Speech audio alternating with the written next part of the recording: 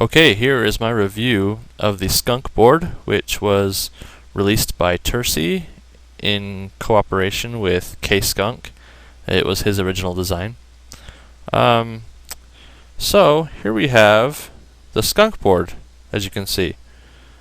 It's pretty small actually, which is nice. This little case I have on the outside here, it's actually a Pelican 1060 micro case.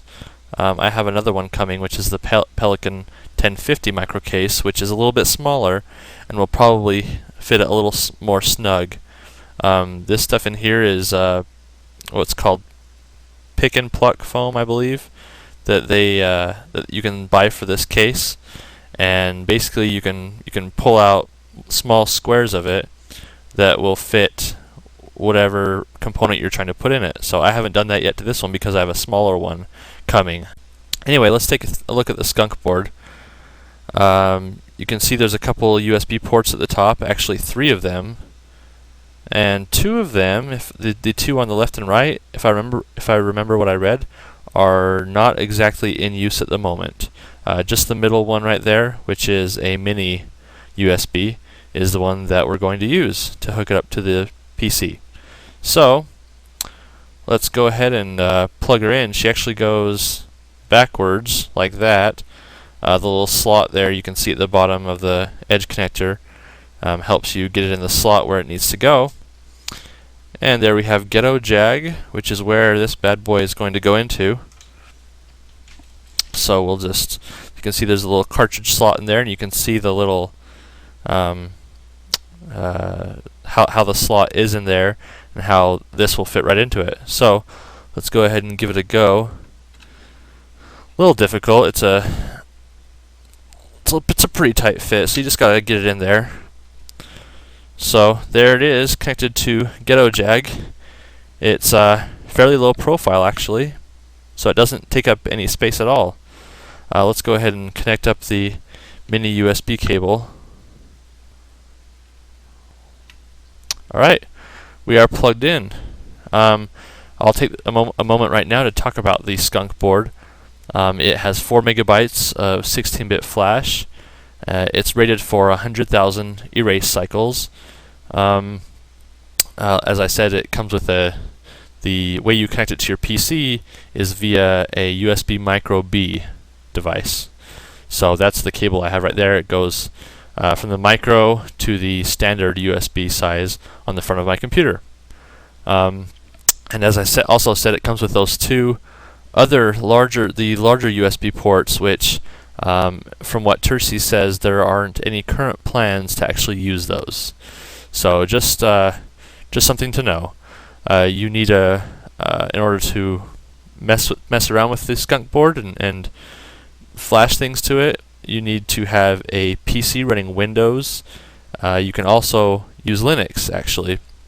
Belboz from Jaguar Sector 2 has actually figured the way to get it to work in Linux, so that's a pretty cool feature as well, though it's actually unsupported officially from Tursi. So what we're going to do is the Jaguar power is off, and that's what we're supposed to do in order to install the software for it, the drivers and such, so you can load from the PC side. We're actually going to power on the Jaguar and then go ahead and install the software. So let's go ahead and do that right now. We'll power on the Jaguar, and of course there's everything popping up on our window there. It says found new hardware. So we're going to go ahead and go through this. We don't want it to connect to Windows Update. We don't need that.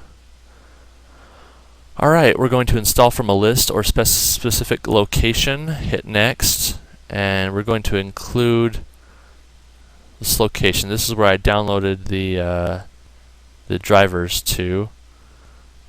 Right into Skunk. We'll select the driver folder, hit OK, and hit Next.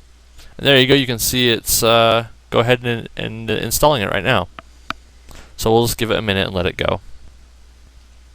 Alright, it is now finished, so finished it, and that's all done. Right here on our window is the program JCP. That's actually what we're going to use in order to load programs and flash them onto the Skunkboard. Also included is the source code to a few different other things, including JCP, and here's where the drivers are at. So, also the Skunkboard manual, which is helpful in using things, kind of learning how to use it. Right here I have two ROMs. These are from a game, work in progress, that was called Dark Guardian. So I'm going to try and load one or both of those onto the Skunkboard and just see what happens. Right here we have the command prompt, and this is where we're going to do the loading for the Skunkboard and the Jaguar. I'll go ahead and just get to the root there and get into my skunk folder. So again, this is command prompt work.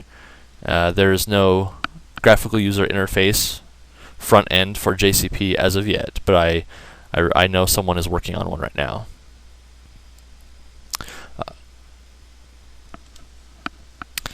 Now here is the output. I currently have my Jaguar on, powered on, and after I got the driver installed for the Skunkboard, I left it on, and this green screen that you see is an output from the Jaguar itself into my capture card, and the fact that it's green means that the Skunkboard is ready to go. It's all fired up.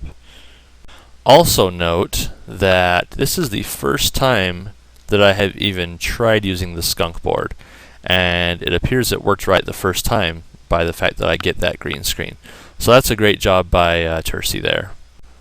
Okay, let's try one command. I believe it's jcp-r, and if I remember right, that should actually reset the Jaguar. So let's just see if it does that. Yep, looks like it's doing that. We're good to go. So it reset the Jaguar, which is kind of a nice little feature there, since the Jaguar actually doesn't have a reset button at all. Let's try another one. How about jcp/s? This should dump the serial number of the Skunkboard.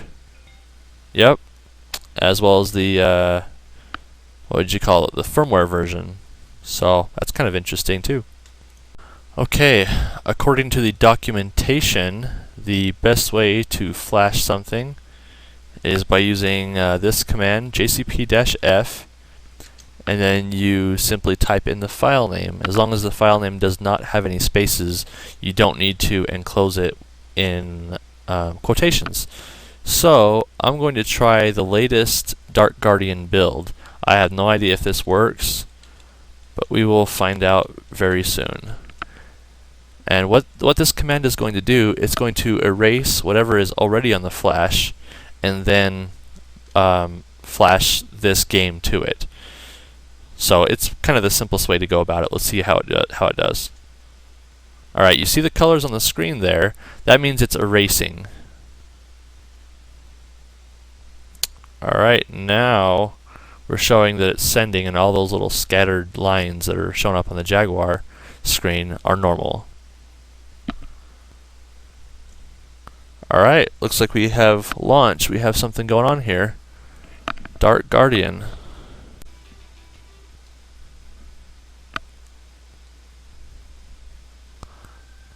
Well, let's see what happens.